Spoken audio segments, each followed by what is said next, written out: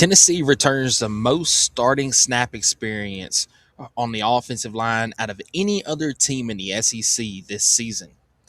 Now, while this doesn't necessarily mean that Tennessee has the best offensive line entering 2026, could they have the best and the deepest offensive line this season in the SEC? Find out next on this video from the Fanatics Show.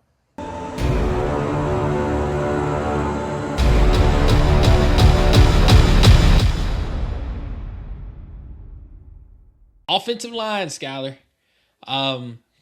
Tennessee this year has the most returning snaps from any SEC team.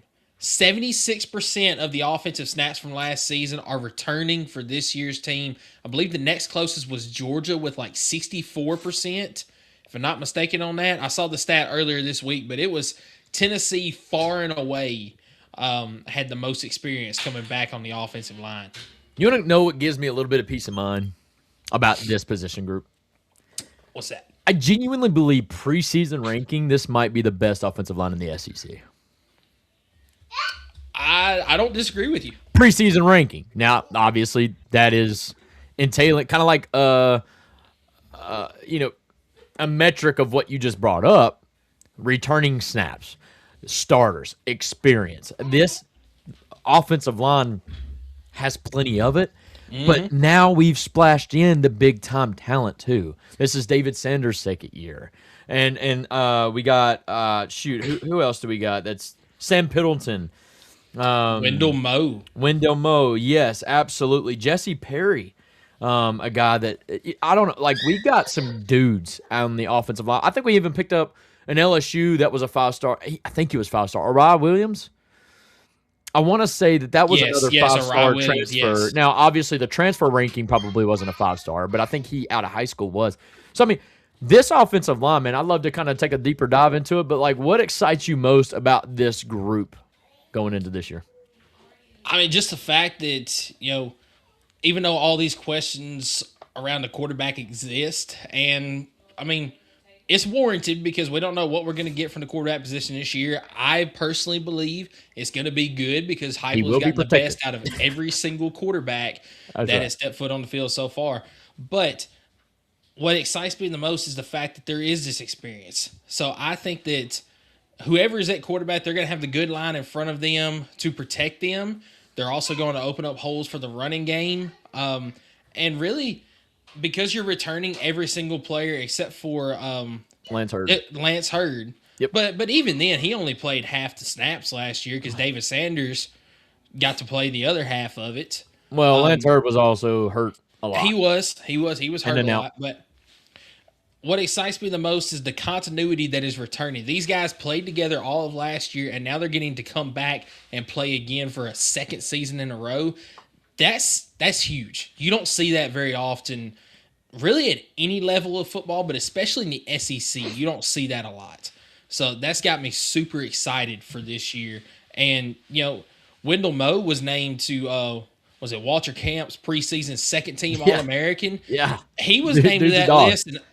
And he was named to that list, and I could argue that our center, Sam Pendleton, should probably be on that list as well. If not second team or third team, somewhere right in there. Those two guys side by side on the line. Wendell Moe is already projected top half of the draft coming up. It's crazy. So, yeah, I think one thing that excites me, Michael, about this position group is, we do this every year, and sometimes we're asking ourselves we're guessing on like the fourth or the fifth starter on the offensive line. Mm-hmm. We have no idea.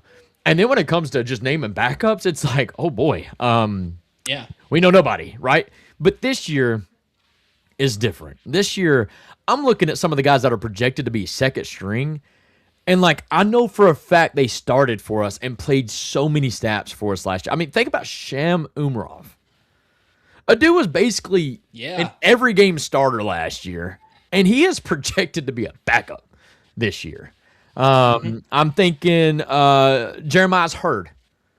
He had a lot of experience in playing time last year, and he is a projected backup. And then two more that I know got meaningful playing time is Gabriel Osenda and Nick Moore. Both of those guys played a ton of downs last year. Gabriel Ascend is actually a true freshman. He did not. Oh, I'm sorry. My notes are wrong. I'm sorry. Nick Moore, though. Gage Ginther? Who was the other one? The other one. It's not Powell. It's not Ogamoro. I must have messed up, man. I thought I had that right. But you're right. Gabriel Senda is a true freshman. But either way, 3 dudes right there that are projected second string that I know played a ton of snaps last year, and they're familiar names. If they were to go out there and play, I would have thought that they had just won the starting job. Yeah, I think they're capable. So this year, going in the offensive line, I am afraid, like any position, if there is an injury, I am so much more confident and prepared that the guy that's stepping up behind them is going to be capable. 100%. Not a ton of positions you can say about that in this day of age in college football. Yeah, 100%. I mean, just going down the line, we'll start right in the middle. I mean, Sam Pendleton, transfer from Notre Dame 2 seasons ago. He's back manning that center position, and he was key for us last year. We had the big question mark, who's going to be the center coming into the season? Is it going to be Satterwhite? Is it going to be Pendleton? Is it going to be insert name here? We didn't know. And last season, he took that job and he ran with it, didn't give it up the entire season. He stayed healthy as well. Huge having him back. At guard, whether it be left guard, right guard, it's obviously going to be Wendell Moe. As we already mentioned, Walter Camp, second-team All-American to start the season. The transfer from Arizona, he was huge for Tennessee last year, and cannot wait to see what he does this year. I mean, it's super, super exciting to me to see just a talented offensive lineman like that get the love that he deserves in the preseason, and to see what he can build upon going into the season. So Wendell Moe going to be at one of those guard positions. Jesse Perry likely to be at the other guard on the interior there. And Jesse Perry, that's a hometown kid there. Came from Middle Tennessee Christian. He was hurt a couple of times last year, but still, I believe, played in all but maybe 1 or 2 games. Dude, he stepped up. He was Mr. Consistent. He did. He did. Without a doubt. And at one point in the season last year, he was graded Tennessee's best overall offensive lineman. He was the most dependable, in my opinion. Yeah. It was Gage Ginther, by the way. I completely misread, so that's on me. But no, thank you for that catch there. But yeah, keep on going with who you think projecting. I mean, we know who I think the starters are, other than maybe one position, but we have a good idea. Yeah, David Sanders is going to be a starter at tackle this left season. or right? I'm going to say he's going to be left. Yeah, he's going to be left tackle this year. I think so. I think he's going to slide over. Yeah, because he played right tackle last year that just, I mean, he played well, but that wasn't his normal position. Well, he couldn't be on the blind side for the quarterback because, I mean, clearly, true freshman, he was still learning the game, and he did make some mistakes. But the talent's there, the experience there now. I think he is going to bump over to the left side. Who's going to take that right tackle, though? Right tackle, that's going to be the big question mark. I think, obviously, Arai Williams is going to be a big name there, the transfer from LSU, but don't count out Gabriel Osenda. I do think he's a little bit more of an interior guy, but he could get that spot as well. But I'm kind of thinking Arai Williams is going to get that spot. You might end up seeing a guy like Nick Moore take that spot too. It's going to be a battle for who's going to get that left tackle spot. Jesse Perry? If it was me, I think Jesse Perry is going to be guard. You do think he's going to be guard? Okay. I think he's going to be guard. That's where he played most of last year. He could slide over and take that tackle spot. And if that's the case, I think you're opening the door a little bit more for Gabriel Osenda to get that right guard spot. But I do think your starters this year are going to be David Sanders, Wendell Moe, Sam Pendleton, Arai Williams, and Jesse Perry. But I think that's the cool thing about Jesse Perry. I think you're right on that one because he played guard and he played tackle last year. But that's what I love about. That's the other thing. You talked about how dependable he is, how consistent he was.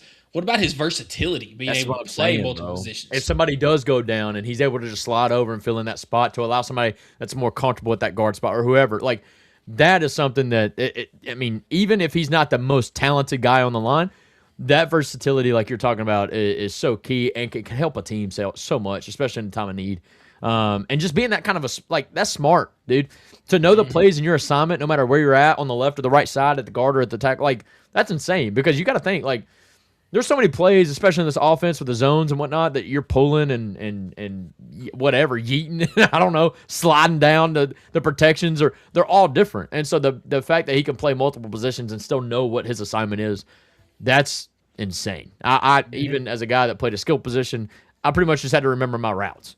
But the blocking schemes and all that, I think Jesse Perry is going to be our ultimate utility guy, I think, on the offensive line. I would hope that he can kind of stabilize and be in one spot, but that would require our offensive line to stay healthy all year, and I just know college football, and that's going to be hard to do. I'm going to hope that it does, but we'll see.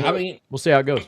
I mean, the one year that I can remember that we had a healthy offensive line the entire year, that was 2022, and that was the best season that we had. And that was even with oh gosh, Cooper, right? Yeah. And he was battling injuries throughout, but he just kept pushing through. Like, he was just insane. Mays is a dog. But, yeah, I mean, they were definitely hurt, but you're right. I think they played almost every single snap, which was kind of crazy. I believe the starting O-line, I think the only guy that missed some time, that was Gerald Mincey's first year. And he was hurt on and off, so you had guys swapping out at right tackle. But yeah. But yeah, I'm super excited about this room. And then, you mentioned the guys that look to be the backups this year. You could argue that any one of them could start as well. I mean, we've already talked about Gabriel Lucinda. I think that he's going to be second string, true freshman, but I think that Orion Williams is going to get the start over him. But Gabriel Lucinda's got the talent, the size. He could start right away if you wanted him to. You already mentioned Sham Umrov. He got to play a lot of minutes, a lot of snaps. I thought he was a starter, so I can't believe he's projected as. Yeah, the fact that he is projected to be a backup in his redshirt junior year. I mean, this is his fourth year in the system. He knows what to do, and he's got the ability, he's got the experience. So I've got no problem with him stepping in and guaranteeing that our line is going to stay at this level instead of falling down to this type level when he comes in there. You mentioned Gage Ginther got some time last year. He's got 3 years in this system as well. He's a talented guy that's going to be on that second team. You've also got, we mentioned Nick Moore, his second year in the system. That's another very talented guy that's going to see quite a bit of playing time this year. It's just a familiar name, man. And maybe I'm just not following but like the fact that we have this many familiar names on the offensive line, nobody talks about the offensive line.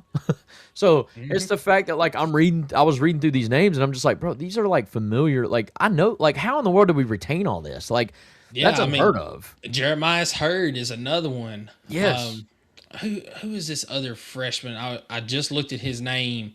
Talented guy come in from Georgia, I believe it is. It's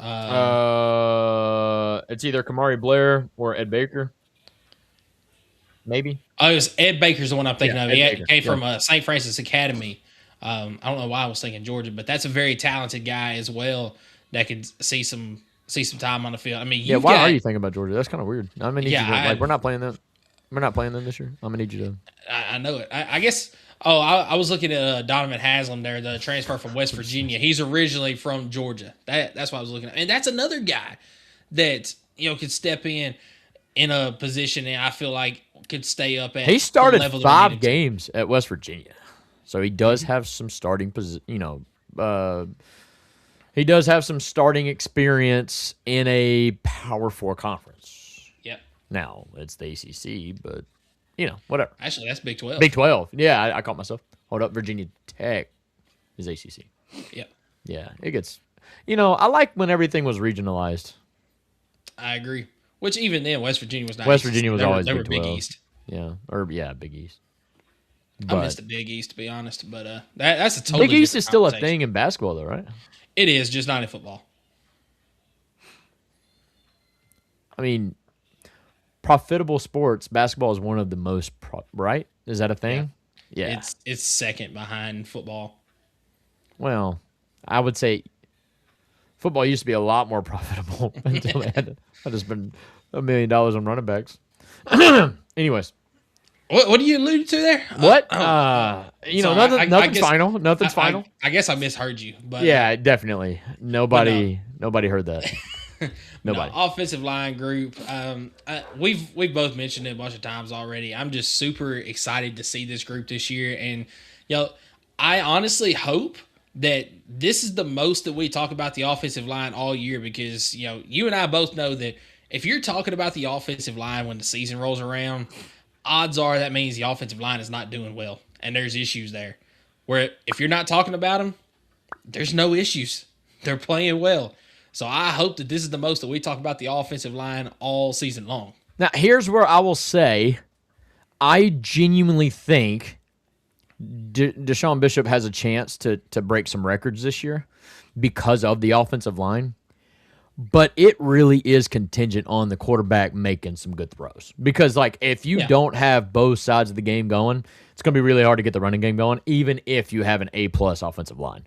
Now, I still think, especially with our running style, we're going to get 3 or 4 yards a play. That's almost guaranteed. But in order to break out those 20 to 30 to 40-yard runs that Deshaun Bishop's really good at doing, we're going to have to keep the defense respecting the pass game. So it does matter. Whoever our starting quarterback is going to be, they don't really even have to be top half of the SEC in quarterback play, but can they still throw for 25, 3,000 yards in the season? Can they still throw for 20 touchdowns and, 5 or less interceptions? Is the passing game respectable? And if it is, look out. Deshaun Bishop might be in New York at the end of the year. And that would be because of the offensive line. And, obviously Deshaun Bishop's great, but yeah. So what I'm hearing is, our inexperienced quarterback will have some time. That's exactly what I was saying. No matter who we choose, and I know that they're going to be protected, and that's a beautiful thing. I think that's why we were able to get Fajon Brandon in the building, is because Josh Heupel was able to tell him we built a wall here. So even if you have to fight it out and duke it out with GMAC, if you win that, you're going to be well surrounded with weapons on top of an amazing offensive line. Our offense. The only question mark, I think we all know this, is the quarterback. Mm-hmm. And that excites me because, like you said, Josh Heupel really doesn't miss with the quarterback play.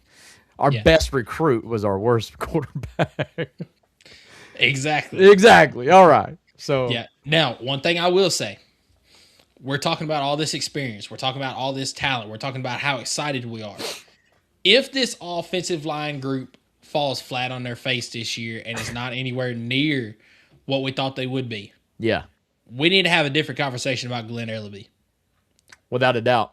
Because my original conversation about Ellerby is the fact that he couldn't recruit or keep his recruits or retain his... there was a stretch there where you could not start a recruit. Could not see the field. Yes. He was having to constantly transferring guys and get them... So I am intrigued because now we're looking at, 2 recruits? Jesse Perry and David Sanders? Yeah. That are starting. Those are tried and true. So, we're improving. And both of those guys are probably 2 of your best guys. Window Mode, don't get me wrong, he's solid. But he transferred in. Same with what I think Uriah Williams is possibly going to be your starting right tackle. And he transferred in from LSU. And Sam Pendleton is, I think he also transferred in, right? He transferred from Notre Dame. But you're looking at, we mentioned David Sanders and Jesse Perry on the starting side of things. Correct. Gabriel Osenda's Sham Ubrov is going to play a lot, and he's been all through it. Yeah, you've got Gage Ginther is also one. He's all through it. Nick Moore. Jeremiah's Hurd. Yep. Yeah, so all these guys that are going to be seeing the field. So I do feel like the recruits are seeing the field more often. Yes. So, but I think you're right. This is definitely a Ellerby prove it year. You've got all the hype, you've got all the experience, you've got all the talent, really. Let's go put it together. Let's go show off. Yeah. So anything 100%. wrapping up in the offensive line room, man, I think we've pretty much touched on every single name in the room. Pretty excited about the overall potential that this room has. Yes. Not just for the running game, but for basically curating and protecting your brand new quarterback. I'm excited to see what it turns into.